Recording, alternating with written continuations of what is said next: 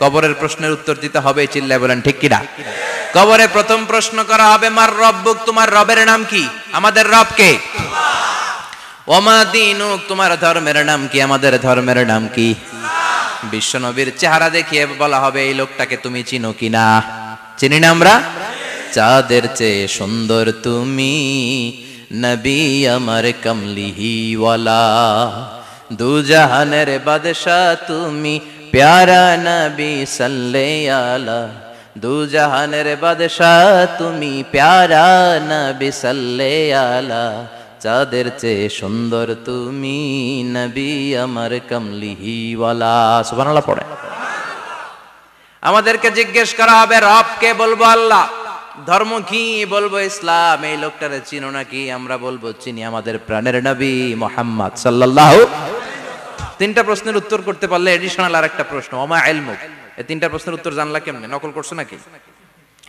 বাংলাদেশে নকল আছে না নাই? কোথায় নকল করে?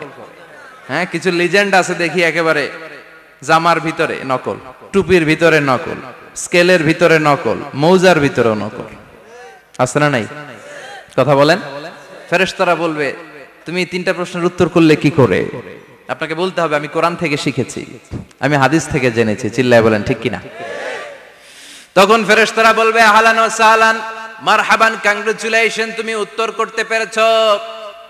ইফসাহু লাহু কবরুহু ৭০ যিরান, আপনার কবরটারে ৭০ হাত লম্বা বানিয়ে দেয়া হবে। ইফতাহু লাহু বাবুন ইলাল জান্নাহ, জান্নাতের দিকে দরজা করে দেয়া হবে। ইলবাসু মিন লিবাসিল জান্নাহ, জান্নাতের পোশাক পরিয়ে দেয়া হবে।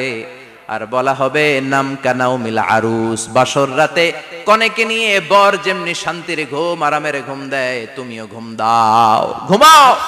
You should get some sleep now, you are very tired man, ঘুমাও, অনেক হয়েছে, ঘুমাও। তোমার এই ঘুম কেউ ভাঙাবে না, ইসরাফিলের সিঙ্গার ফুৎকার ছাড়া। আল্লাহ লম্বা ঘুম যেন দিতে পারি, তৌফিক দাও। আর যারা ইসলাম বিরোধী, কোরআন বিরোধী, বিশ্বনবী বিরোধী, তাদেরকেও প্রশ্ন করা হবে, তোর রব কে? মার রব্বুক, সে বলবে, লা আদরি, আমি কিছু জানি না, আমি মাফ চাই, দোয়াও চাই। কথা কন, জানি না, আমি কিছুই মনে করতে পারছি না, আমি কিছু জানি না, আমার ধর্ম নাই, কর্ম নাই, আমার ধর্ম যার যার, উৎসব সবার, আমার কোনো ধর্ম টর্ম নাই, আমার কোনো নামাজ রোজা নাই, আমার কোনো রব নাই। দ্বিতীয় প্রশ্ন, ওমা দীনুক, তোর ধর্মের নাম কি?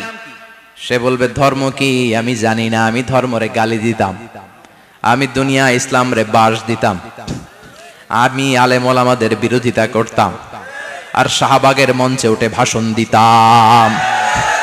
আছে না নাই? সব গুমর ফাঁস হয়ে যাবে, ইয়াউমুত তাকাবুন। এরপর বিশ্বনবীর চেহারা দেখিয়ে বলা হবে, এই লোকটারা চিনো নাকি? সে বলবে, চিনি না, তবে আমার বন্ধুরা তার বিরুদ্ধে ব্লগে লিখতো, আমিও ব্যাড ব্যাড কমেন্টস করে দিতাম, এই লোকটার বিরুদ্ধে আমি কার্টুন বানাতাম, এই বিশ্বনবীর বিরুদ্ধে আমি কথা বলতাম। চিল্লায় বলেন ঠিক কিনা? ফেরেশতারা বলবে, লা দারাইতা ওয়ালা তালাইতা, তুই তো কিছুই পারলি না, তুই তো কপাল পোড়া। ফায়ুতরাকু বিমাতারিকা মিন হাদিদ, লোহার হাতুড়ি দিয়ে পিটিয়ে ওর মাসেলগুলো থেতলে ফেলা হবে। ওয়ায়ুকালু লিল আরদি ইলতাইমি, কবরের দুই পাশের মাটির বলা হবে, চাপ দে, এমন চাপ দিবে, ফাতাখতালিফা আদলাউহু, ডান পাশের পাজরের হাড্ডি বাম দিকে ঢুকে যাবে, বাম পাশের পাজরের হাড্ডি ডান পাশে ঢুকে যাবে। কিয়ামত পর্যন্ত এই মারামারি চলবে। আল্লাহ এরকম ভয়ঙ্কর পরিস্থিতি থেকে আমাদেরকে বাঁচাও। ওই কবরের আযাব থেকে বাঁচার দরকার আছে না নাই? বিশ্বনবী বললেন, যে ব্যক্তি রাত্রিবেলায় সূরাতুল মুলক তেলাওয়াত করবে, তার কবরের আযাব হবে না।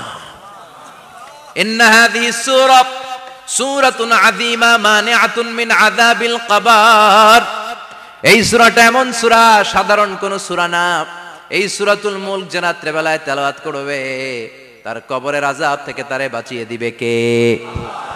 নাম্বার 1 ফজিলাত, স্ট্যাটাস, মনে থাকবে তো? 2 নাম্বার স্ট্যাটাস, শাফাআত লি সাহিবিহা, এই সূরাটা, এই সূরার তেলাওয়াতকারীর জন্য কিয়ামতের দিন সুপারিশ করবে। কোরআন সুপারিশ করবে, চারটেখানি কথা না। কোরআন যদি আপনার বিরুদ্ধে দাঁড়ায়, আপনার জান্নাত ক্যান্সেল। আর কোরআন যদি আপনার ব্যাপারে আল্লাহর কাছে রেকমেন্ডেশন করে, জান্নাত আপনার জন্য ওয়াজিব করে দিবে কে? এজন্য বিশ্বনবী বললেন, শাফাআত লি সাহিবিহা, কিয়ামতের দিন তেলাওয়াতকারীর জন্য আল্লাহর কাছে সুপারিশ করবে। দুইটা গেল।